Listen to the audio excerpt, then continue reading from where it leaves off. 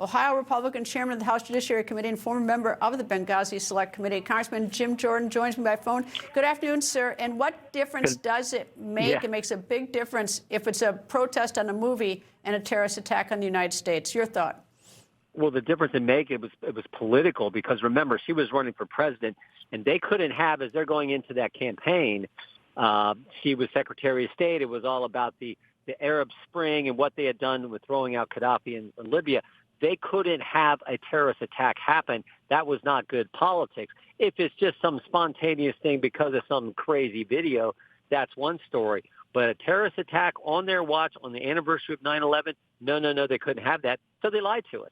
And we know that they did. So that's why it was done for political reasons. And the bottom line is, prior to the attack happened, there was repeated requests for additional personnel, additional safety, additional protection there at our facility, and it was denied because they had this picture they wanted to show the people, the American people, that what they were doing in their foreign policy was working, when in fact it wasn't. You know, I do, because I've been around the cable news for a long time. I actually spent time in the home with Doherty's mother, Barbara, and she's no longer living. But, you know, what a heartbreak for these families, because first they believe the government's lying to them as to the cause. And secondly, as you noted, is that there was a request for greater security that was apparently obviously ignored.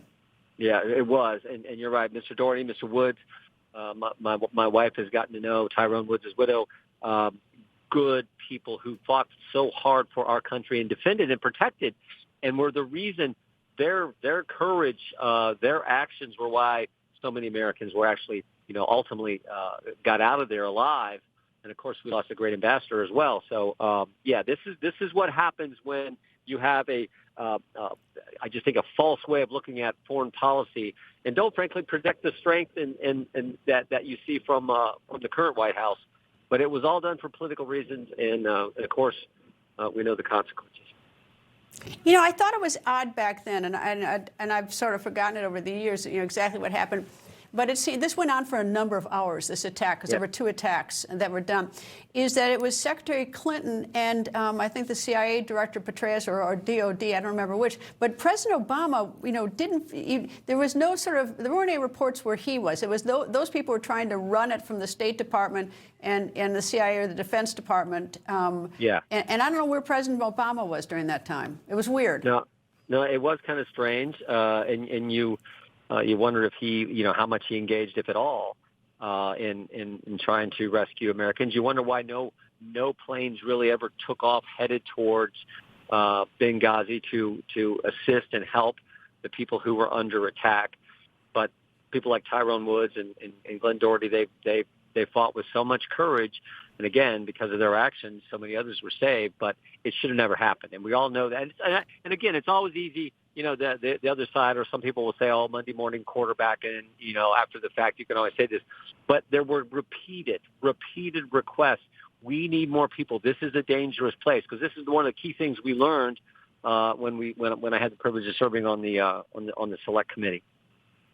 Well, look, nobody intended for that to happen. I mean, Secretary Clinton didn't. Nobody did. But the thing that bothered me is that why don't you tell it to us straight?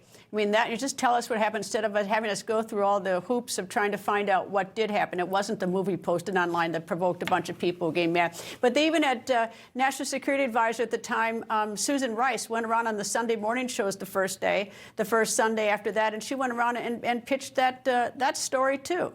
Yeah, because Hillary Clinton didn't want to do it. She didn't want to go on 5 different networks like Susan Rice did and mislead the American people. And I always say, the American people, we're big boys and girls. We pay your salary. Give it to us straight. Give us the facts. Give us the truth. That's what we're entitled to. But they didn't do that. And again, it was driven by politics. Hillary Clinton wanted to be the next president. They had this approach to foreign policy, particularly the Arab Spring and what they were doing in the Middle East, and their decision to take out Gaddafi. They couldn't have this narrative out there, so they literally tried to blame it on a video, and then they tried to say, well, we know we really didn't. And of course, there was that famous line that you played, Greta, where she said, well, what difference does it really make? Well, it makes a lot of difference, because we, the people of this great country, are entitled to the truth. And frankly, the family members of the folks who lost their lives, gave their lives for our country, they deserve the truth as well. Well, there is, I just will say one last thing. I'm going to take the last word on this. There are some reports that Susan Rice, who did make that stupid statement on those Sunday morning shows, people think news just happens. It doesn't. It happens because there's someone there to capture the moment, to explain it and share it. That's my job. I go where news breaks and give you the facts. Join me for The Record on Newsmax.